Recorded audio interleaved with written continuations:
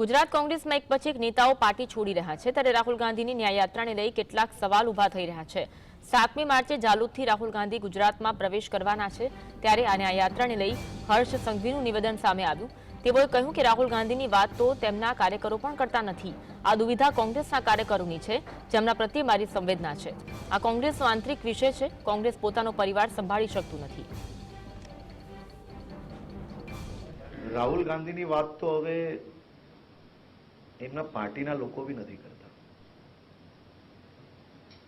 राहुल गांधी गुजरात आ रहे हैं, उसकी चिंता उनकी पार्टी के प्रत्येक कार्यकर्ताओं को है। वो चिंता में है। आए हैं तो ये क्या नया करके जाएंगे, ये दुविधा कांग्रेस के कार्यकर्ताओं की, हमारी संवेदना कांग्रेस के प्रत्येक कार्यकर्ताओं के साथ जरूर से है।